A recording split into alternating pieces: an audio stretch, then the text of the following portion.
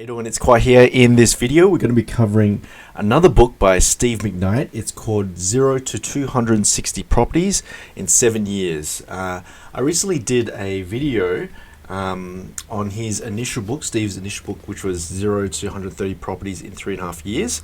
So be sure to check that one out. So that's the first book, but this second one goes even deeper. And in this video, we're going to be covering how Steve McKnight was able to accumulate 260 properties in 7 years using the formula and the methods and the principles outlined in this book. So let's go. So there's quite a lot of content that this book covers. So just before I get into it, the initial book, the first book, what happens is it really introduces you the importance of positive cash flow and how people are becoming millionaires by investing in properties. And in Australia, a lot of people submit to the belief that, okay, you got to buy negative geared property and you get rich. So negative gearing means that when you buy property, you have to technically take a loss, but you get the money back when you do your tax refund, right? So Steve McKnight actually blows up this myth and says, no, that's wrong. It's actually positive cash flow properties. So in the first book, he talks a lot about how he went about accumulating his positive cash flow property, how he does his calculations and so forth, and it's really good. It's really motivating. So I really love that book. So then the second book comes along, and this book is several years later down the track. So Steve has accumulated even more properties, and he used to have a business partner. His name was Dave, but he's no longer with a business partner at the moment. And so basically what's happened is in this book, he covers a lot more about, so I'll just try and explain so 0 to 260 properties. Okay, so I'll cover some of the principles outlined in this book. So number one is, the first thing that I learned in this book was, number one was protecting yourself. So you need protection.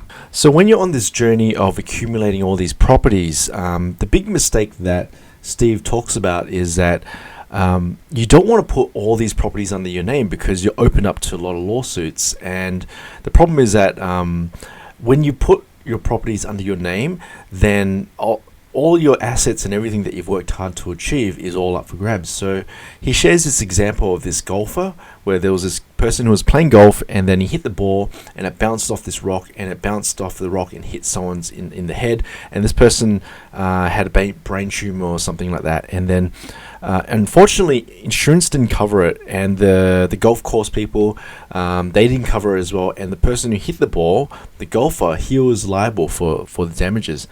And the damages was actually worth, that would cost the guy about 1.2 million, and he had to pay it out of his pocket. So obviously he had to sell all these properties and everything, and that's a painful situation to be in. So you don't want to go down that route, obviously. So what Steve recommends is you got to set up asset protection, which is setting up a trust, and don't put it under your name. So that was a really big takeaway from that book. Another key takeaway from the book is don't rely on government pension.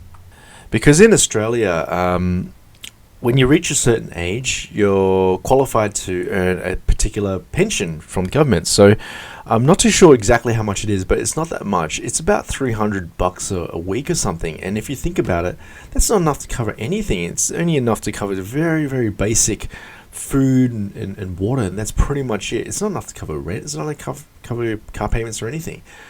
So that's what the future holds if you don't take care of your finances and your investments, is that if you don't do that, you're going to be reliant on government pension, and that's not enough to cover you.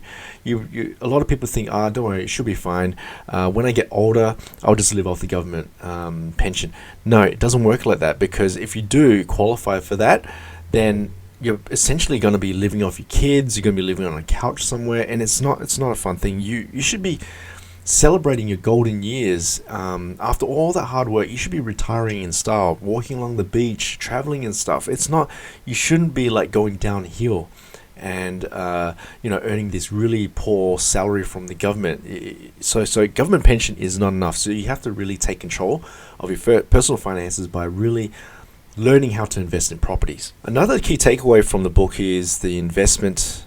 So another key takeaway from the book is called the investment horizon. So this was a very interesting chapter where Steve talks about how much time do you have left to accumulate your assets. Because if you look at property has different cycles. So if you understand the rule of 72, the rule of 72 is calculating how long it takes for your property to double. So let's say I want to buy a property for 100K.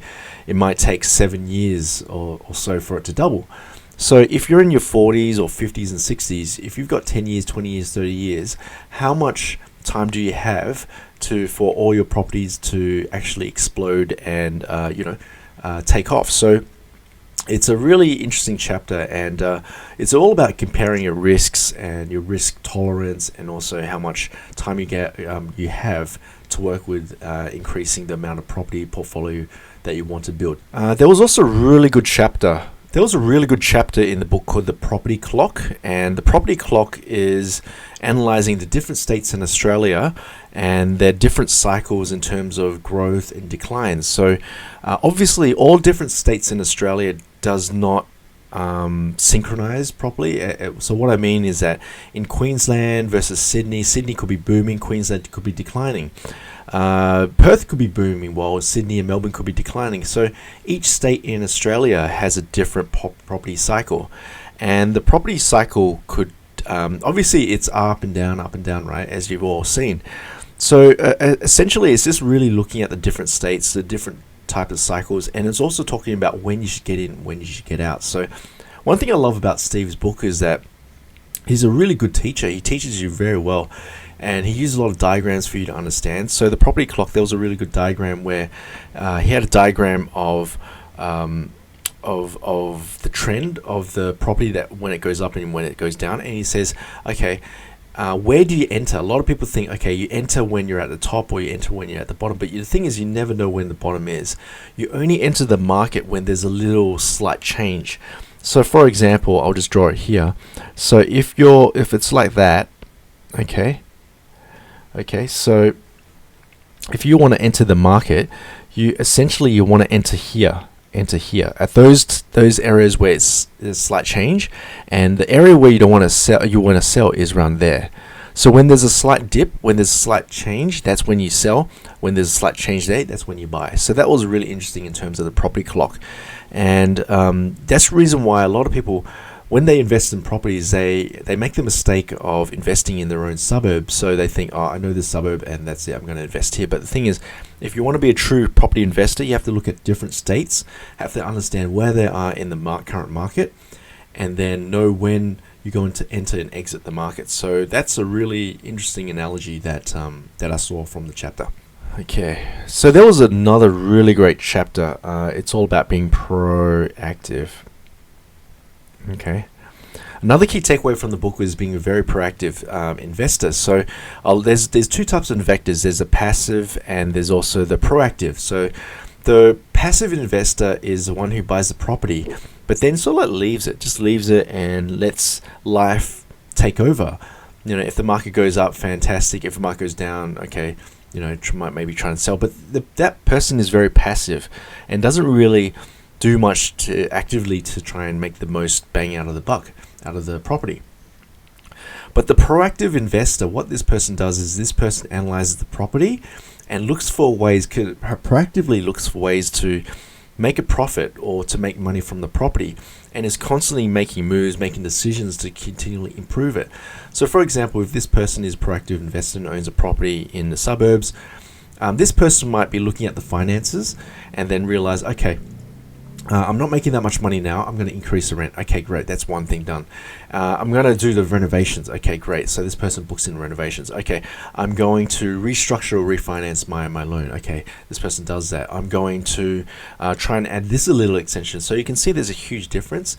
And this person probably reads the trends of the current suburb, the property cycle. So therefore, this person says, okay, in the next 2 months, I'm going to sell, So this person is very proactive and continue. And it's not about just the market trend. It's also your proactiveness to actually make money in any market. So that was a very deep chapter, and it encouraged me to move from being a passive investor to a proactive investor. So there was another chapter called Fast Growth. So Steve talks about there's a different ways in which you can cash in and make money in property using these fast growth methods. So there's quite a lot here. So it's obviously there's 15 ways to do it. There's finding a suburb that's about to climb. There's renovations. It's lifestyle attractions. So when you're buying a property, make sure that's close to amenities. As you know, you're purchasing properties with a higher than normal rental return percentage. So it's all about calculating your rental return percentage. And if your property is a higher percentage rental percentage, then that's it's going to grow. So there's also infrastructure improvements. So if you find that there's going to be a freeway or a new train that's going to be set up in that particular suburb, if you buy before that happens, then obviously your property is going to explode due to that infrastructure change. So there's a lot of different strategies in which Steve shares with you to increase the growth of your properties really quickly. Obviously, one of the most important chapters is finding deals. Okay. So in this chapter, Steve talks about different ways in which you can find positive cash flow properties. So one of them is to try billboards. You can try different billboards, different falling prices, borrowing less money, refinancing your loan, working the ratio. You're also using lease options, which was a bit tricky for me to understand, but that was really interesting too. Increasing the rents. You can also decrease costs, converting the property to a loan, and so forth. There was a lot of different strategies in which you can use to find and source these positive cash flow deals. Now onto the meat of the book. So there was the last two chapters. The second last chapter was the 5. So I thought this was probably one of the best chapters. The second best chapter, the last chapter was the best one, but this was the second best one. And he talks about the 5 different formulas he uses to make sure that this property is worthwhile to invest in. So one of them is to calculate the gross rental return.